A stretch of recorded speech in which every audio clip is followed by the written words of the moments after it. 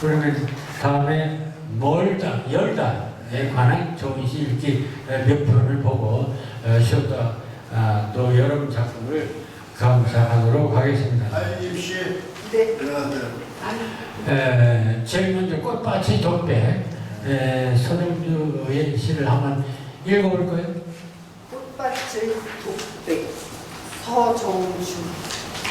노래가 낫기를 그중 나아도 구름까지 갔다간 되돌아오고 내 발굽을 쳐 달려간 말은 바닷가에 가 어접대 팔로 잡은 산돼지 매로 잡은 산새들에도 이제는 벌써 입맛을 잃었다. 그렇게 이래. 꽃아 아침마다 개벽하는 꽃이 꽃아 내가 좋기는 제일 좋아도 물랏바닥에 얼굴이나 비치는 헤엄도 모르는 아이와 같이 나는 내 닫힌 문에 기대 섰을 뿐이다. 문 열어라 꽃아 문 열어라 꽃아 벼락과 해일만이 길일지라도 문 열어라 꽃아 문 열어라 꽃아. 네, 네, 열다라는 동사의 시를 한번 써보자 그랬는데 쓰기 힘들죠. 그런데 열다라는 말의 그 코노테이션 의미가 대단한 겁니다. 여러분들 열다라는 말이 뭐예요? 닫혀있는 상태를 여는 거야. 그럼 막혀있는 상태를 뚫는 거야. 단절된 상태를 통합시키는 거야. 새로운 세계로 나아가는 거야. 이게 열다의 이미지 아닙니까? 그럼 열다는 얼마나 대단한 겁니까? 열다는 대단한 파워를 갖고 있는 단어예요. 시어로서 대단한 겁니다. 그런데 늘 얘기지만 우리는 명사형 이미지만 늘 무슨 꽃이름이라든지 하늘, 별, 달 뭐 이런 명사형 이미지에만 익숙하지 동사의 이미지에는 그렇게 익숙지가 못해요. 그래서 정말 그렇기 때문에 그 동사형 이미지를 잘 살리는 것 이게 굉장히 그 독자들에게 보다 더 감동을 줄 수가 있는 그런 그 기술이기도 합니다. 열다. 그래서 열다 어떤 그러니까 좋은 시 찾기가 참 쉽지 않아요. 그래서 마침 마지막 하다 보니까 내가 옛날에 좋아했던 시 꽃밭의 독백이 생각이 났어요. 이 시야말로 이 열다를 대단히 잘 활용한 시입니다. 서정주의 꽃밭의 독백. 뭐 이 전설이 있어요. 이제 서정주의 꽃밭의 독백은 이 원래 그 사소단장이라는 부제가 사소가 누구냐면 박혁것의 어머니예요. 재미난 건 박혁것의 어머니가 그분도 처녀 잉태였어요. 그래서 이게 문제가 생겼어요.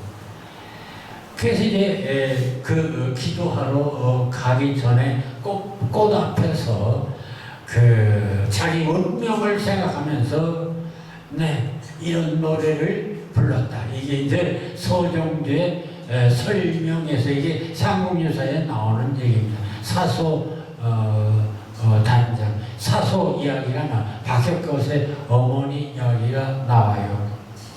그래서 우리는 그거 몰라도 상관없습니다. 꼭 그걸 알아야 할 필요는 없어요. 이 문장만 보고 생각합시다. 꽃밭의 독백. 자, 서정주가 꽃밭 앞에서 중얼대는 거예요. 그러니까 서정주만이 아니고 우리 모두가 중얼댈 겁니다. 꽃 앞에서 노래가 낫기는 그중 나아도 호소력이죠. 노래가 그래서 하나님한테 호소하려면 두 가지가 있어요. 찬송, 기도. 이제 신과 소통하려면 노래가 필요해요. 노래의 힘이 그렇게 대단해요. 그래서 노래가 낚이는 그정 나와도 구름까지 갔다간 되더라고. 근데 인간의 노래 아무리 노래 불러도 구름에서 반사해서 올라와요. 한계가 있다. 가장 자신 있는 소통력을 가진 노래도 한계가 있다. 네 발국을 쳐달려갈 많은 바닷가에가 멎어 버렸다. 말 힘 좋죠. 아무리 제가 힘 좋아도 바닷가에까지밖에 못 가요. 육지 이상은 못 가요. 그러니까 바닷가에가 멎어 버렸다. 그 다음에 또 활로 잡은 멧돼지, 산돼지, 매로 잡은 산새들에도 이제는 벌써 입맛을 잃었다. 옛날에 산돼지, 산새는 최고 진미죠. 근데 입맛을 잃었어요. 뭐예요? 다 한계가 있다. 모든 게 다 한계가 있어요. 유한함, 그 이상 넘어설 수 없는, 다 문이 닫혀 있는 거죠. 꼬다 아침마다 개벽하는 꼬다. 그런데 꼬다 아침마다 개벽.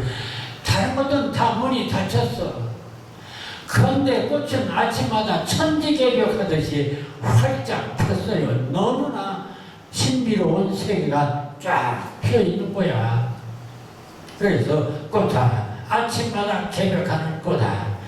꽃은 이 지상에서 꽃처럼 정말 신비롭고 아름답고 무엇라고 표현할 수 없는 그런 것을 우리가 경험하지 않습니까? 도대체 꽃보다 더 좋은 게 예쁜 게 뭐 있습니까? 자, 꽃아 아침마다 개벽하는 꽃아. 그래 아침마다 꽃이 그렇게 활짝 정말 멋있게 펴요. 내가 좋기는 제일 좋아. 그래서 내가 좋아. 아침마다 개벽하는 게 얼마나 대단한 존재입니까? 그런데 문제는 물랏바닥에 얼굴이나 비치는 헤엄도 모르는 아이와 같이 언어가 참 좋습니다. 물랏바닥,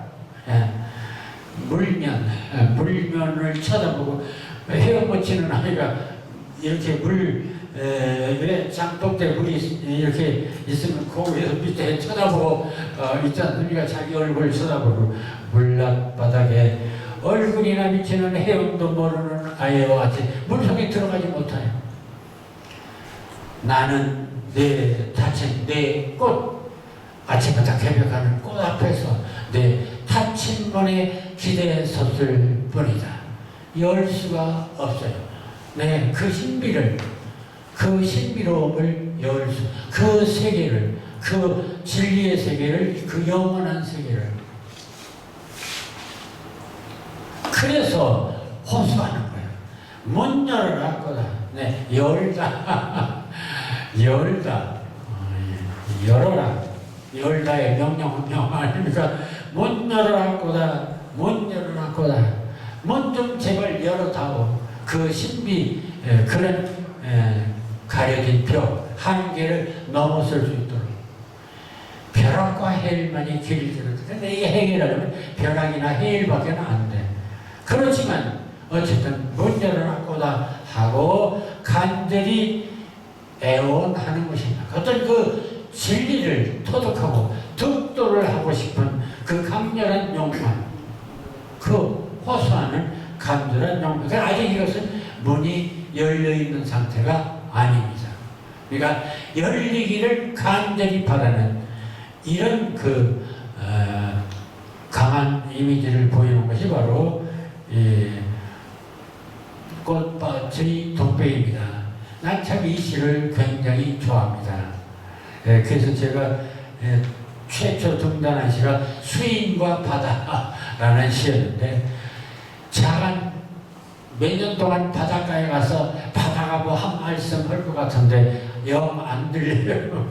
그래서 수인과 바다, 끝까지 묵비권하는 바다, 그것을 시로 쓴 것이 저의 수인과 바다였습니다. 자, 다음 간장독을 열다. 남승환 씨. 네, 한번 낭독해 볼까요? 간장독을 열다. 임평. 간장독 속에 어머니가 7번씩 70번을 달인 말씀 그렇지요. 물빛 고요히 누워있다. 세상에서 다지고 다진 슬픔 덩어리째 끌어안고 사뭇 까맣게 숨을 들어 손길 닿지 않는 깊이에도 덜 익은 상처 꾹 눌러 매운 숨결 풀고 있다 쉬고 있다.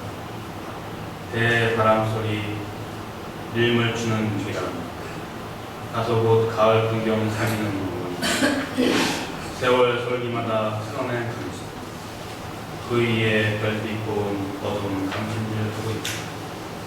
70년 웅변은 서로 우싱거리는 것 한 바가지 분을 땡의 고꾸라지 가라치고 있다. 구름 조용히 외고 눈 다 저문 저녁 이제야 정수리에 젓가락 끄고하는 분달 되어버린 세상의 단풍들이 저리롭게 검게 닫은 내 간장 그 맑은 수면 건너리 내 울음 찬송가보다 싱겁다 네.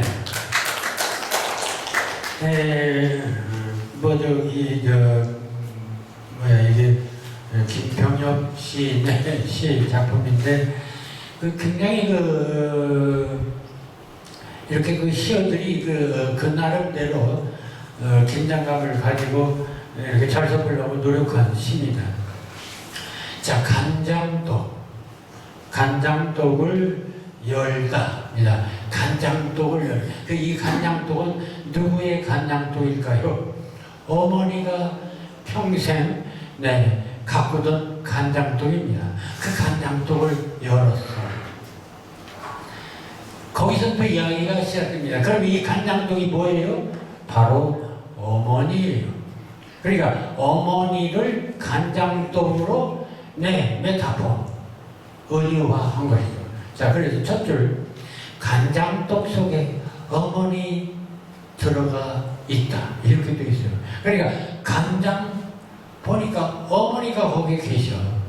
자, 여기서부터 이야기가 시작됩니다. 그게 바로 이미지의 묘미죠. 그러니까 간장독을 보고 그 간장독에 숨어있는 수많은 어머니의 숨결, 이걸 지금 찾아 나서는 거예요. 그래서 이건 간장독은 바로 어머니다. 그런 메타포를 갖고 이 시가 전개되고 있죠.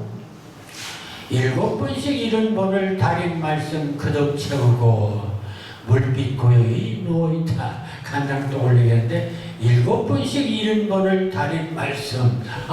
그러니까 이 사람 어떤 사람이에요? 이 사람 크리스찬인 것 같죠. 70번씩 7번이가 성경을 알지 않는 사람 모르죠. 수없이 용서함. 근데 여기서는 그렇게 수없이 달인 말씀이라고 했습니다. 그덕채고 그 장독 속에 어머니의 이야기가 그렇게 많이 들어있다는 것이죠. 멀찍고 여행하다 세상에서 다지고 다닌 슬픔들 덩어리째 끌어안고 사뭇 까맣게 순물되었다. 그 숯덩어리를 보니까 세상의 모든 슬픔이 그 숯덩어리에 있는 것 같다. 손길 닿지 않은 깊이에서 덜 익은 상처 꾹꾹 눌러 매운 숨결 풀고 있다, 씻고 있다. 이게 바로 어머니의 회상입니다. 자, 다시 이 얘기를 바꿔서 대바람 소리 민물지는 뒤란 뒷곳에 되게 장독대가 있죠.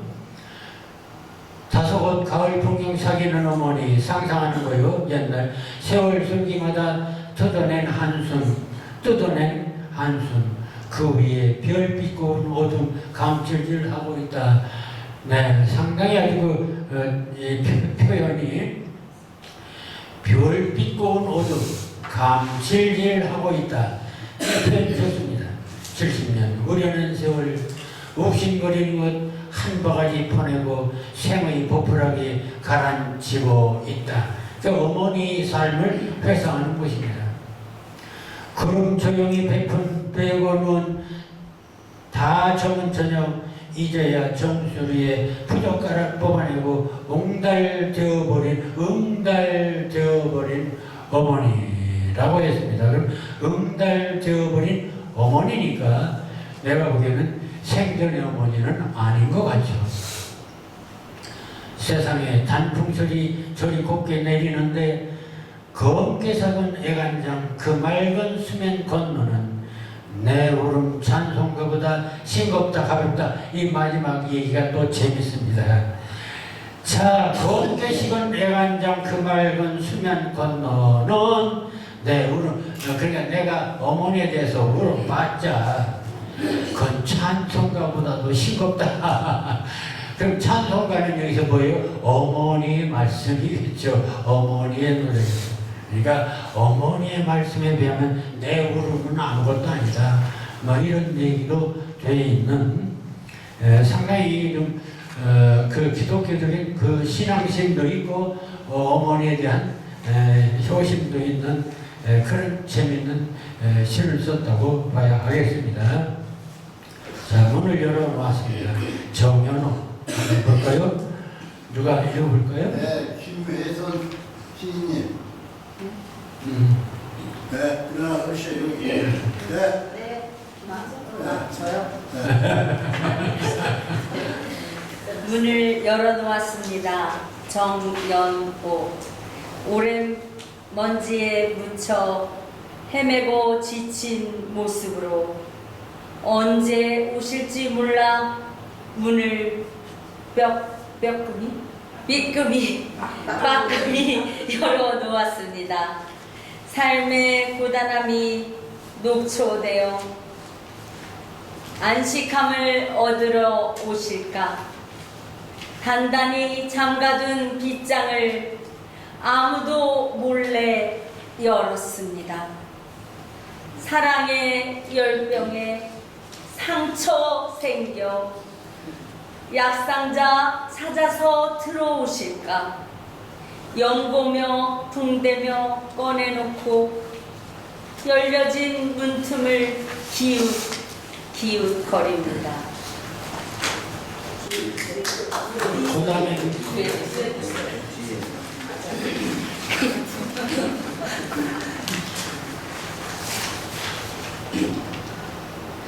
추위와 외로움과 고독에 시달려 배고픔으로 오실까? 따뜻한 아랫목에 이불 깔아 펴놓고 더운 국이랑 밥을 짓습니다. 목마른 사랑으로 방황하며 그리움에 서러워할 당신 위에 따뜻하게 데워놓은 뜨거운 가슴 활짝 열어 놓았습니다. 어서 오세요. 네, 앞에 시는 상당히 좀 무거운데 분위기가 이 시는 아주 가벼운 서정시입니다. 그러니까 정감 넘치는 서정시. 앞에 것은 어떤 세계를 발견하는 것이고 이 시는 바로 자신의 문을 활짝 연다는 얘기로 되어 있습니다. 그러니까 모든 것을 포용할 그런 자신을 갖고 있는 그런 문이죠. 아주 쉽게 썼지만은 또 이게 어쩌면은 우리가 모든 사람을 향해서 이런 자세를 갖는 것도 대단히 중요하다 하는 생각도 해봅니다. 그래서 저런 이런 아주 서정성이 물씬한 그런 그 시를 한번 골라본 것입니다. 네, 오랜 먼지에 묻혀 헤매고 지친 모습으로 언제 오실지 몰라 문을 빠끔히 열어놓았습니다. 기다리는 거예요. 수용하겠다는 자세를 가지고 삶의 고단함이 녹초되어 안식함을 얻으러 오실까 단단히 잠가둔 빗장을 아무도 몰래 열었습니다. 여기서 중요한 것은 문을 열어놓았다는 것이 계속 반복되죠. 이게 굉장히 중요한 주제입니다. 열어놓았다, 열다, 이 주제가 이 시의 핵심입니다. 사랑의 열병에 상처 생겨 약상자 찾아서 들어오실까? 열보며 붕대며 꺼내놓고 열려진 문틈을 기웃거립니다. 약간 코믹하게 썼습니다. 주의와 외로움과 고독이 시달려 배고픔으로 오실까? 따뜻한 아랫목에 이불 깔아 펴놓고 더운 국이랑 밥을 짓습니다. 아주 평범한 서민적인 그런 표현입니다.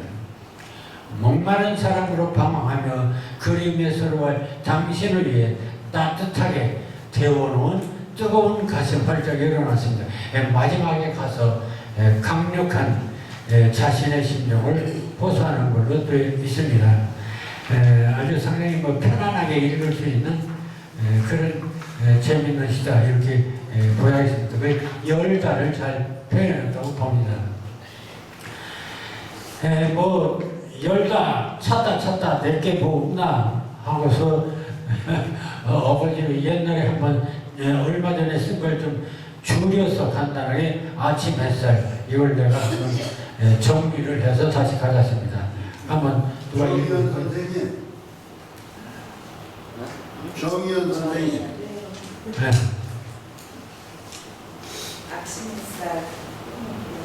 아침 햇살들이 동공으로 몰려와 멍한 내 망막을 두들겨댄다. 정신없들이 반짝반짝 스위치를 켠다. 창문을 열자 왈칵 온몸을 덮치는 무한 우주의 떨림. 60조의 세포들이 기상나팔이다. 고맙다 햇살들아. 하느님 아침마다 이렇게 행복하게 될까요? 네. 아침 기분 여러 가지가 있겠지만은 그 아침 햇살에 그 빛의 의장 난 그걸 한번 생각해보면 빛, 이 우주에 이 세상에 우리들 삶에 빛이 있다는 것, 밝음이 있다는 것, 참 이것보다 더 대단한 게 있을까? 그 빛이 소중함을 절실하게 느끼는 것이 아침이 아닌가. 그리고 아침 햇살들이 동공으로 몰려와 멍한 내 망막을 두들게 된다. 정신들이 반짝반짝 스위치를 켠다. 좀 모던하게 쓰려고 스위치라는 말을 거기다 표현했습니다. 그러니까 양자 과학 시대, 신과 자연과 과학 함께 살자 이런 생각을 해본 것입니다. 창문을 열자 와니까 온몸을 덮지는 창문을 열자 열어졌겠어요.